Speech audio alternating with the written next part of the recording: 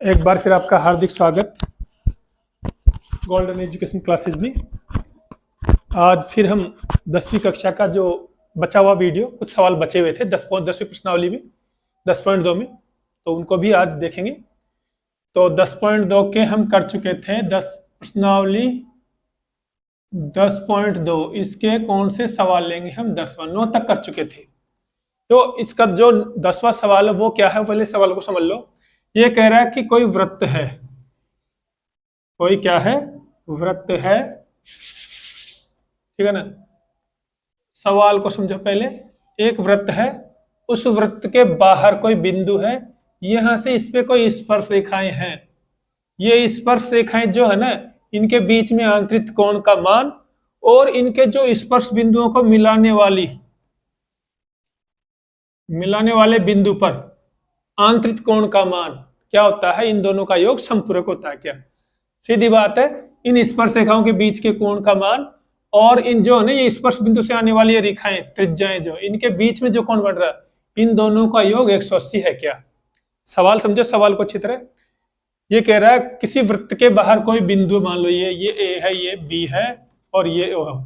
वृत्त के बाहर स्थित किसी बिंदु से इस वृत्त पर जो स्पर्श रेखाएं खींची है, उनके बीच में बना कोण और स्पर्श बिंदुओं को मिलाने वाली जो रेखाखंड है, उनके बीच में बना कोण, इन दोनों का योग संपूरक है। क्या संपूरक मतलब 180 डिग्री है। क्या संपूरक यानी 180 डिग्री, पूरक यानी 90 डिग्री। तो ध्यान रखना, सीधा शॉर्ट में ये है, इन दोनों का योग 180 है। क्या ठीक है ना। तो सबसे पहले हम लिखेंगे दिया है। देखो सवाल में क्या दिया हुआ है, दिया हुआ ये कि एक तो ये वृत्त दे रखा है हमें जिसका केंद्र O है और ये दो स्पर्श रेखाएं हैं, है ना। दिया हुआ में लिख दो O एक वृत्त जिसका केंद्र O है, एक वृत्त है जिसका केंद्र O है, तथा दो स्पर्श रेखाएं, कौन सी, एक तो PA व PB है। दो स्पर्श रेखाएं ना, एक तो PA और PB, ये दे रखा है। सिद्ध क्या करना है हमको, सिद्ध करना है।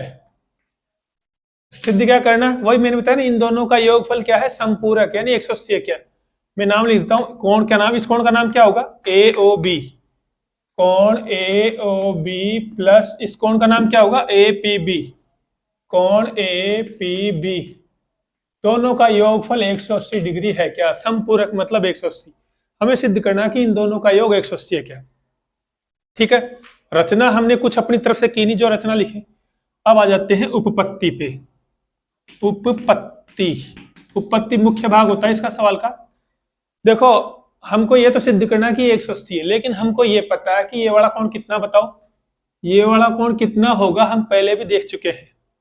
कितना होगा, हाँ 90 डिग्री। ये वाला 90 डिग्री होता है। अब बताओ क्यों होता है, कौन सा नियम है जिससे पता चले। अरे हमको ये पता है कि त्रिज्या और स्पर्श रेखा एक दूसरे पर क्या होती है, लंब। मतलब त्रिज्या और स्पर्श रेखा आपस में कौन सा कोण बनाती है, समकोण, लंब, 90 डिग्री। इसलिए हमने कह दिया 90 डिग्री। तो ये भी तो त्रिज्या है और ये भी क्या है, स्पर्श रेखा है। ये भी त्रिज्या है और ये भी स्पर्श रेखा है, तो ये वाला कोण भी कितना होगा, ये भी 90 डिग्री। तो ये दोनों कोण तो हमको पता चल गया 90 डिग्री। तो लिख दो जो पता चल गया उसको। तो कोण A बराबर कोण B, कोण A और B दोनों ही बराबर है ना, ये भी 90, ये भी 90, कितने कितने 90 डिग्री। ठीक है ना। अब ये नियम भी बता दो क्यों लिखा तुमने 90 डिग्री, किस लिए, कह देंगे त्रिज्या व स्पर्श रेखा एक दूसरे पर लंब होते हैं, एक दूसरे पर लंब होते हैं। त्रिज्या व स्पर्श रेखा एक दूसरे पर क्या होते हैं, लंब होते हैं। ठीक है ना। इसलिए हमने क्या लिख दिया 90 डिग्री। इसको थोड़ा पीछे लिख दो, कोई बात नहीं। ध्यान रखना ये क्या हो गया, एक दोनों, ये दोनों कोण 90 डिग्री हो गए। अब ये बताओ कोई चतुर्भुज है, उसके चारों कोणों का योग कितना होता है, किसी चतुर्भुज के चारों कोणों का योग क्या होता है? ये चतुर्भुज है, कोण, इसके कोण ए, फिर कोण पी, ए के बाद पी, पी के बाद कोण बी, बी के बाद कोण ओ। बताओ इन सबके चारों कोणों का योग क्या होता है? हमें पता है चतुर्भुज के सभी कोणों का योग क्या होता है? एक 360 होता है। ठीक है ना, क्लियर? हमको ये पता है किसी भी चतुर्भुज के सभी कोणों का योग 360 होता है। अब इसमें जो जो मान दे रखे हैं वो लिख दो। इसमें हमको पता ए का मान आ चुका है। ए का मान कितना? 90 डिग्री। पी का मान पता नहीं है, इसका पूरा नाम लिख दो। पी का पूरा नाम लिख दो ए पी बी, कोण ए पी बी। बी का मान भी हमको पता, बी का मान कितना आ चुका है? 90 डिग्री। प्लस इस ओ का नहीं है, हमें पता नहीं है ना, ओ का पूरा नाम लिख दो, कोण ए ओ बी, तो बराबर 360। अब देखो ये इसे 90 कितने हो गए? ये 180 डिग्री हो गया ना, प्लस 90 180 क्या बच गया? कोण ए पी बी प्लस कोण ए ओ बी बराबर 360। अब ऐसा करो 180 को उधर की साइड ले जाओ, कोण ए पी बी प्लस कोण ए ओ बी बराबर 360 माइनस 180 उधर जाएगा तो माइनस का हो जाएगा ना 180। थोड़ा मैं यहाँ लिख देता हूँ इसका अगला स्टेप। तो इन दोनों का जोड़ दोबारा लिख दो, कोण ए पी बी प्लस कोण ए ओ बी बराबर 360 में से 180 घटा दो 180। यही हमें सिद्ध करना, देखो सिद्ध करना था ना, यही A O B plus A P B बराबर 180, A O B plus A P B बराबर 180। हमने सिद्ध कर दिया कि इन दोनों का योगफल क्या है? 180 है। दोबारा देख लो, सवाल में दे क्या रखा? एक वृत्त है जिसका केंद्र क्या है? ओ, और ये दो स्पर्शरेखा हैं, क्या नाम है इसका? पी ए और पी बी। ठीक है, सिद्ध क्या करना? वो सिद्ध करना हिंदी सवाल में दे रखा कि इन दोनों कोणों का योग 180 है क्या? नाम लिख दो, ए पी बी और ए ओ बी, इन दोनों का योगफल क्या है? 180 है क्या? ठीक है, अब रचना हमने की नहीं, उत्पत्ति पे आ जाते हैं। उत्पत्ति में देखो, हमको ये पता कि ये वाला कोण 90 डिग्री है, हमको ये पता है कि ये वाला कोण भी 90 डिग्री है। क्यों है? इसका नियम भी हमको पता है, क्योंकि त्रिज्या और स्पर्शरेखा एक दूसरे पर क्या होते हैं? लंब। लंब मतलब 90 डिग्री। अरे ये त्रिज्या है, ये स्पर्शरेखा है, तो इसके बीच में 90 डिग्री का कोण होगा। ये त्रिज्या है, ये स्पर्शरेखा है, तो इसके बीच में 90 डिग्री का कोण होगा, कोई और नहीं होगा। तो इस आधार पे हमने कह दिया दो कोण 90 डिग्री है। ठीक है ना। अब दूसरी बात, हमको यह भी पता है कि सबका जोड़ कितना होता है? सब कोणों का जोड़ होता है 360। चतुर्भुज है, एक आकृति क्या बन गई? चतुर्भुज की। इसके सभी कोणों का योग होता है 360। ठीक है, जमा दिया हमने।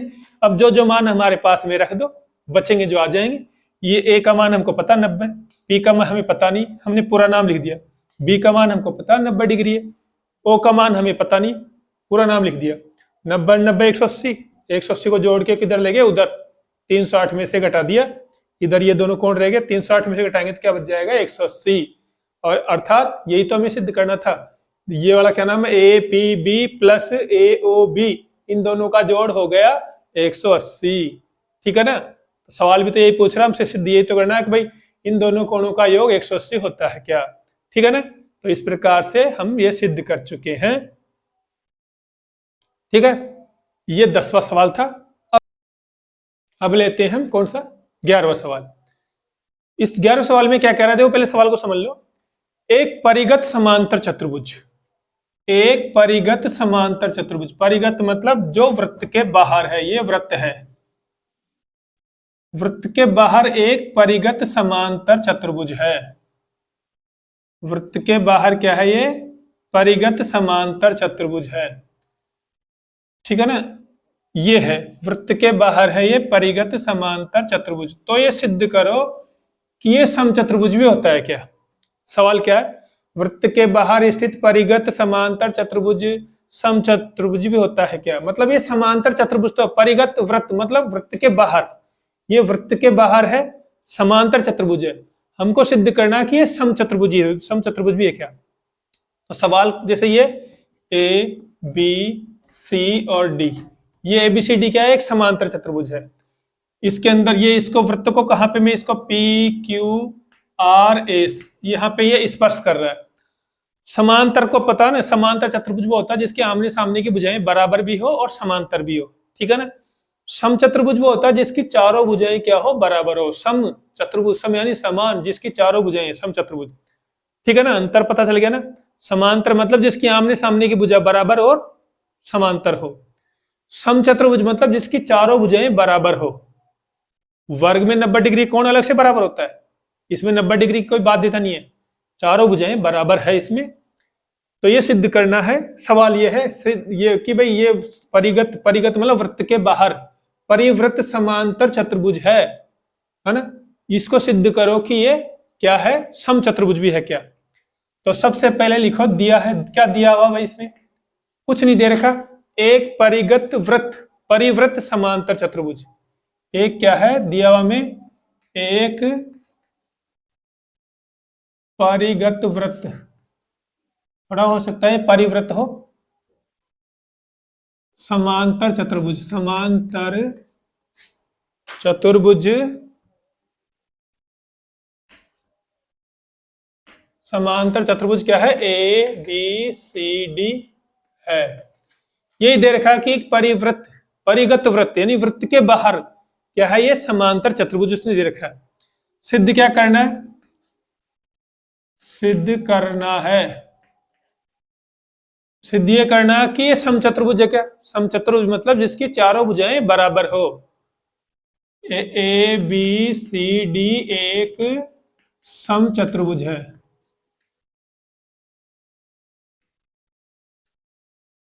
ये हमें सिद्ध करना है कि एबीसीडी एक समचतुर्भुज है क्या, ठीक है ना। रचना हमको कुछ अलग से करनी नहीं है, ठीक है ना। इसलिए अब उपपत्ति पे आ जाते हैं। उपपत्ति, उपपत्ति पे देखो, यहाँ पे मैं इधर चलो ले लेता हूं, यहीं पे उपपत्ति। देखो ये सवाल हम थोड़ा पहले कर चुके हैं, एक सवाल आया था शायद 9वां था या 8वां था। पूरा सवाल वो का वो, ये थोड़ा सा हमें कुछ अलग करना है। ऐसा सवाल पहले भी आ चुका, ध्यान करो वो सवाल और ये सवाल सेम है 80%, 20% इसमें कुछ अलग होगा, वो क्या होगा देखते हैं। देखो हमको ये पता है, हमको ये पता है कि वृत्त के किसी बाहर बिंदु से, ये वृत्त है, वृत्त के बाहर बिंदु से वृत्त पर खींची गई स्पर्श रेखाओं की लंबाई क्या होती है बताओ, बराबर होती है ना। वृत्त के बाहर किसी बिंदु से वृत्त पर खींची गई स्पर्श रेखाओं की लंबाई क्या होती है, बराबर होती है, ठीक है ना। ये हमको पता है पहले से ही। तो चूंकि लिख दो, चूंकि वृत्त के बाहर स्थित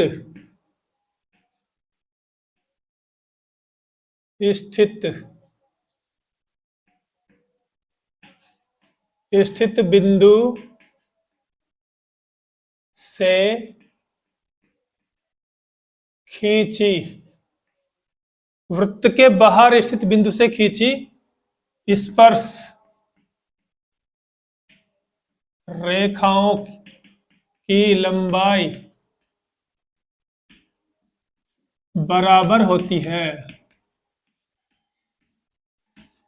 ये हमको पता है, किसी वृत्त के बाहर स्पर्श रेखाओं, वृत्त के बाहर से हम क्या खींच रहे हैं, स्पर्श रेखाएं, तो उनकी लंबाई बराबर होगी, ये प्रमेय है। तो इसका मतलब सुनो, ये वाली स्पर्श रेखा और ये वाली स्पर्श रेखा बराबर होगी ना, ये वाली स्पर्श रेखा और ये वाली स्पर्श रेखा बराबर होगी, ये वाली स्पर्श रेखा और ये वाली स्पर्श रेखा बराबर होगी, ये वाली स्पर्श रेखा और ये वाली स्पर्श रेखा सभी बराबर होगी, इस नियम से लिख दो। इसलिए थोड़ा मैं इधर लिख देता हूं, दो भागों में कर देंगे, इधर कर देता हूं अब आगे। तो हमको पता है ये पीबी किसके बराबर है बताओ, पीबी की जगह मैं बीपी लिख देता हूं, बीपी बराबर बीक्यू। उस नियम के आधार पे लिख रहे हैं, ये बीपी किसके बराबर है, बीक्यू के, ये बीपी भुजा बीक्यू के बराबर है। और ये बताओ सी आर किसके बराबर है, सी आर किसके बराबर है, ये सी आर बराबर है सी क्यू के। और ये बताओ डी आर किसके बराबर है, अरे डी आर किसके बराबर है, डी आर, ये डी आर बराबर होगी डी एस के। और ये बताओ एपी किसके बराबर है, एपी, एपी बराबर, ये एपी किसके बराबर होगी, ए एस के, ठीक है ना। ये हमने लिख दी, ये वाली भुजा इसके बराबर, इस नियम के आधार पे ये वाली भुजा इसके बराबर, ये वाली इसके बराबर, ये वाली है ना, ये दोनों स्पर्श रेखाएं आपस में बराबर, ये दोनों स्पर्श रेखाएं आपस में बराबर, ये दोनों आपस में बराबर, ये दोनों हमने लिख दी। अब इन सबको जोड़ दो, मैं समीकरण में डालता हूं 1 2 3 4 1 2 3 4। अब एक चीज और मैं बता दूं, मैंने पहले वाले सवाल में बताई थी।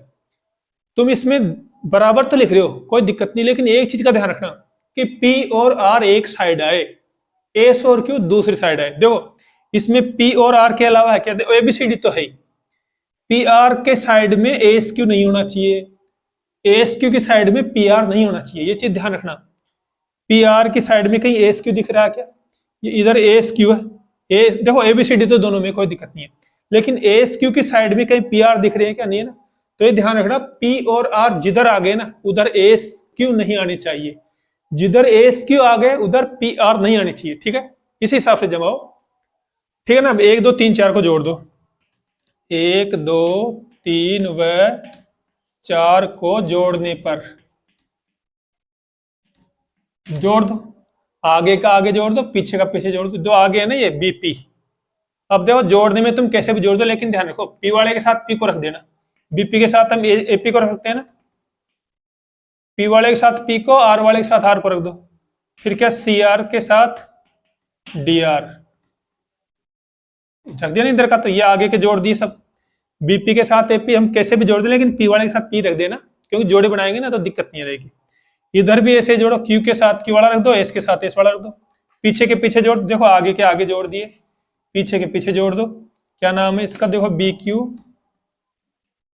प्लस सी क्यू, और फिर क्या है ये D S plus A S, ठीक है ना। ये हमने इधर वालों को इधर जोड़ दिया, इधर वालों को इधर जोड़ दिया। देखो जोड़ने में कैसे जोड़ दो, लेकिन एक जैसे को साथ में जोड़ना ताकि जोड़े बनाने में दिक्कत नहीं आए। अब बताओ बीपी एपी को हम क्या कर सकते हैं, ये बीपी और ये एपी पूरे को मिलाकर हम क्या कह सकते हैं, एबी कह सकते हैं ना। या ऐसे कर लेना तुम तो, जो डबल बार आ रही है उसको छोड़ देना, इन दोनों में डबल बार क्या आ रही है बताओ, पी आ रही है ना, तो पी को छोड़ोगे तो क्या बच गया, ए बी, पी को छोड़ोगे तो क्या बच गया, ए बी प्लस इन दोनों में सी आर डी आर में डबल बार क्या आ रही है, आर आ रही है डबल बार, तो आर को छोड़ दो, आर छोड़ दिया तो क्या बच गया, सी डी, सी डी बराबर इन दोनों में डबल बार क्या आ रही है, क्यू, क्यू को छोड़ दो, अब क्यू को छोड़ दिया तो क्या बचेगा, B C, B C. DS AS में डबल बार क्या आ रही है बताओ, डीएस एएस में डबल बार आ रही है क्या, एस, तो एस को छोड़ दो तो क्या बच जाएगा, एडी, एडी।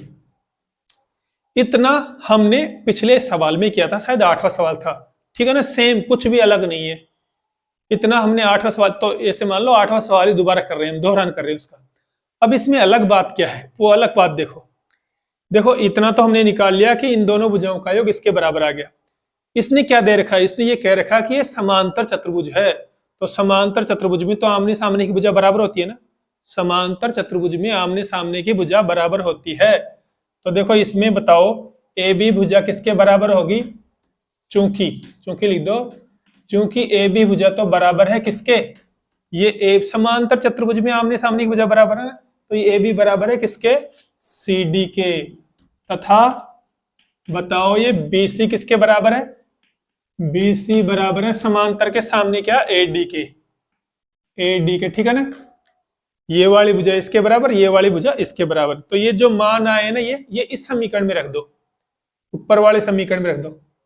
तो अब रखने का मतलब नहीं, रख लो मतलब चेंज कर दो, जैसे ए बी की जगह बराबर है तो ए बी की जगह सी डी, या सी डी की जगह भी लिख सकते हैं ना, बीसी की जगह एडी है, एडी की जगह बीसी, तो इसमें ये मान, जैसे यहाँ ए बी है तो ए बी का मान क्या रख सकते हैं, सी डी, तो इसके आधार पे इस समीकरण में मान रख दीजिए। पर एक चीज ध्यान रखना, तुम चेंज दोनों में से एक को ही करना, जैसे इन दोनों में से दोनों को चेंज मत करना, नहीं तो वही बात हो जाएगी। इन दोनों में से या तो आगे वाले को चेंज कर देना या पीछे वाले को ही, इन दोनों में से भी दोनों को चेंज मत करना, क्योंकि दोनों को चेंज करोगे ना तो वापस वही संख्या आ जाएगी, उल्टी की उल्टी, है ना। तो दोनों में से एक को चेंज करना। तो देखो अब बताओ मैं ए बी की जगह क्या लिख सकता हूं, अरे ए बी किसके बराबर है, सी डी के बराबर, तो मैंने ए बी की जगह क्या लिख दिया, सी डी, दूसरा तो सी डी है ही, बराबर तथा ओ बराबर, बी सी की जगह क्या लिख दो बताओ, बी सी की जगह लिख दिया मैंने ए डी, और ये तो ए डी है ही, तो सी डी कितनी बार आ गया, 2 बार, 2 सी डी, और ए डी कितनी बार आ गया, 2 A D, 2 C D 2 A D, 2 से 2 कट गया, तो सी डी बराबर AD, CD बराबर AD। तो देखो एक तो ये और एक ये निष्कर्ष है ना, ये इनको देखो तुम,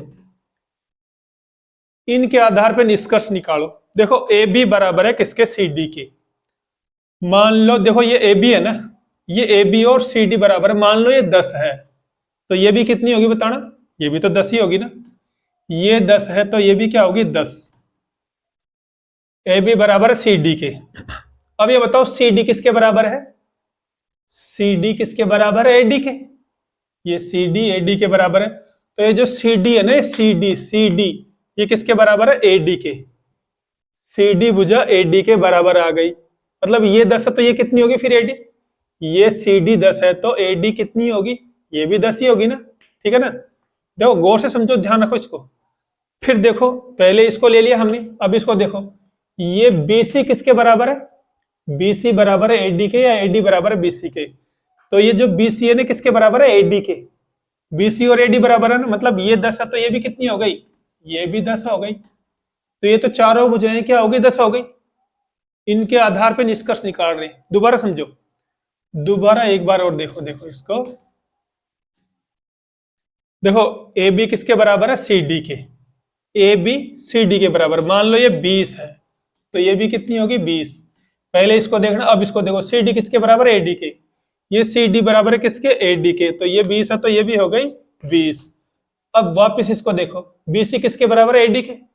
ये BC है ना, ये BC AD के बराबर है, मतलब ये 20 है तो ये भी 20। तो इन दोनों के आधार पे क्या निष्कर्ष निकल रहा है कि इसकी चारों भुजाएं क्या हो गई, बराबर 20 20 20। अर्थात हम कह देंगे AB भुजा बराबर BC बराबर AB, BC CD बराबर AD। चारों भुजाएं क्या हो गई, बराबर। और चारों भुजाएं जिसमें बराबर होती है वो क्या होता है, वो समचतुर्भुज होता है।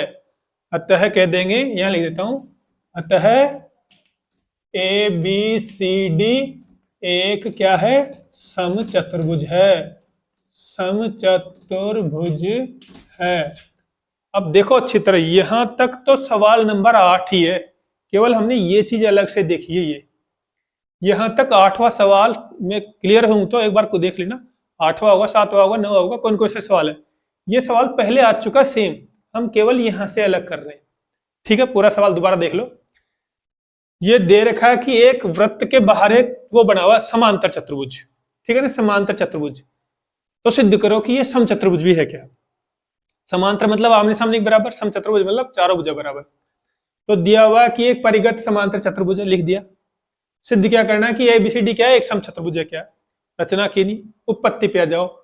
ये हमने पहले 8वें में वही कर, हमको पता वृत्त के बाहर किसी बिंदु से स्पर्शरेखा डालते हैं तो वो लंबाई में क्या होती है, बराबर। उस नियम के आधार पे ये दोनों बराबर, ये दोनों बराबर, ये दोनों बराबर, ये दोनों बराबर लिख दिया ना। लिखते वक्त बता, मैंने क्या बताया, क्या ध्यान रखना आपको, ध्यान ये रखना कि R और P एक साइड आ जाए ना, तो उस साइड एस क्यू नहीं आनी चाहिए। जिस साइड एस क्यू आ जाए उस साइड P और R नहीं आनी चाहिए, ठीक है ना। ये चीज इसमें ध्यान रखना, नहीं तो फिर गड़बड़ हो जाएगी, जोड़े नहीं बन पाएंगे मतलब सही से। इनको लिखने के बाद इन सबको जोड़ देना, दाएं साइड को दाएं साइड, बाएं साइड को बाएं साइड। मैंने इन सबको देखो ये जोड़ दिया, इन सबको जोड़ दिया। कोशिश करना कि एक जैसे साथ में रहे, P के साथ P रहे, R के साथ R रहे, है ना, ताकि जोड़े मिलाने में दिक्कत नहीं रहेगी। अब बताओ APBP को हम क्या कह सकते हैं, AB कह सकते हैं ना, मतलब डबल बार आ रही है उसको छोड़ दो, इसमें P डबल बार आ रही है तो AB बच गया। CRDR में डबल बार क्या आ रही है R, तो क्या बच गया CD। BQCQ में क्या आ रही है डबल बार Q, तो क्या बच गया BC। DSAS में डबल बार क्या आ रही है AS, तो क्या बच गया AD। ये सवाल हम पहले देख चुके हैं। अलग देखो, यहां से अलग हमने किया, यूं मान लो यहां से अलग। हमको पता है समांतर चतुर्भुज तो आमने सामने की भुजा बराबर होती है, ठीक है, इसमें कोई बड़ी स्पेशल बात नहीं है।